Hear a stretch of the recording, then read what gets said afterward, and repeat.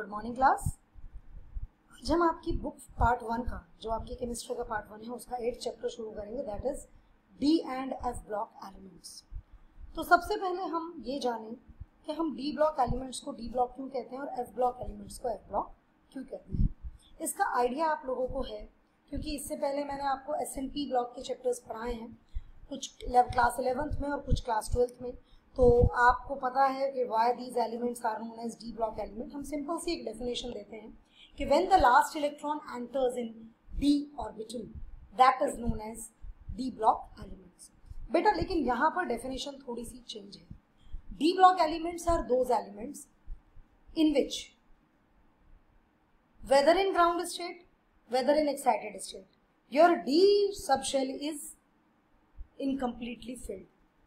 Incompletely filled होनी चाहिए, चाहे वो ग्राउंड स्टेट में हो चाहे वो आपकी एक्साइटेड स्टेट में हो, दोनों में से किसी भी स्टेट में हो, लेकिन आपकी डी शेल सबशेल जो है वो कंप्लीटली फिल्ड नहीं होनी चाहिए, इनकम्प्लीटली फिल्ड होनी चाहिए।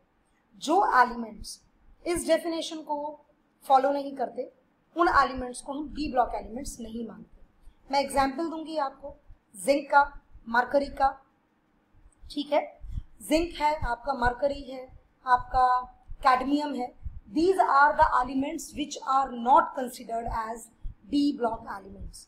The main point is that because in their excited state, चाहे वो एक्साइटेड स्टेट में हो चाहे वो किस में हो, नॉर्मल स्टेट में हो, जिसको हम ग्राउंड स्टेट कहते हैं, उन दोनों में किसी में भी उनका डी ऑर्बिटल हाफ फिल्ड नहीं है या इनकम्प्लीटली फिल्ड नहीं है, उसमें वो कंप्लीटली फिल्ड है। जिंक का एग्जांपल है ये। जिंक में जो कॉन्फ़िगरेशन होता है वो 3D 10:4:2 करके आएगा। जिंक का जो कॉन्फ़िगरेशन है दैट इज 3D10, क्योंकि 3D सीरीज का मेंबर है, 4:2 आएगा।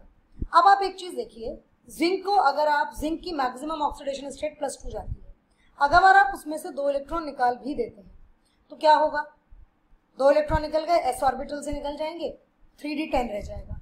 तो ग्राउंड स्टेट में भी कंप्लीटली फिल्ड था, एक्साइटेड में भी कंप्लीटली फिल्ड है, तो it is not considered as D block element. You must understand this point.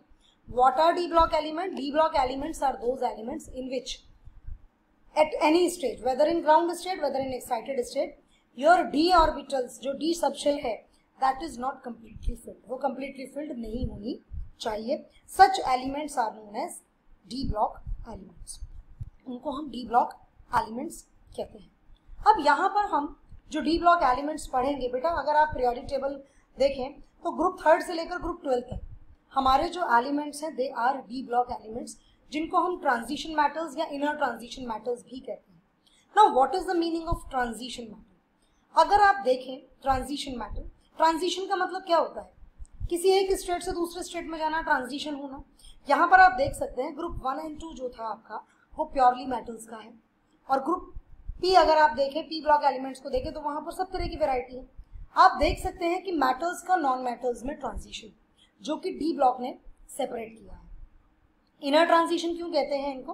क्योंकि जो हमारे एफ ब्लॉक एलिमेंट्स हैं उनमें और भी अल्टीमेट शेल है, एक पेनल्टीमेट है, एक एंटी पेनल्टीमेट शेल में इलेक्ट्रॉन जाता है, ठीक है। Ultimate shell outermost, penultimate उसके अंदर वाली, एंटी पेनल्टीमेट उसके भी अंदर वाली शेल में वो एफ आती है हमारी, जिसकी वजह से हम उन्हें इनर ट्रांजिशन एलिमेंट्स भी कहते हैं। और इस कैटेगरी में 2 ही तरह के एलिमेंट्स आते हैं, एक्टिनॉइड्स एंड लैंथेनॉइड्स, ठीक है।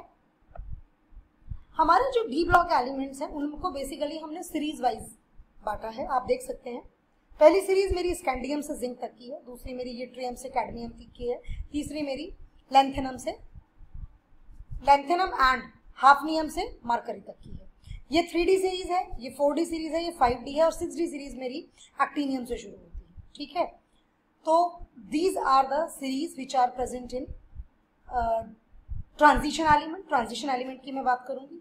2 सीरीज मेरी इनर ट्रांजिशन एलिमेंट में प्रेजेंट है, जिसको एक को मैंने लेंथेनॉइड सीरीज कहा है, दूसरी को मैंने एक्टिनॉइड सीरीज कहा है, ठीक है। So this is about D block elements, हम इनको डी ब्लॉक एलिमेंट्स कहते हैं।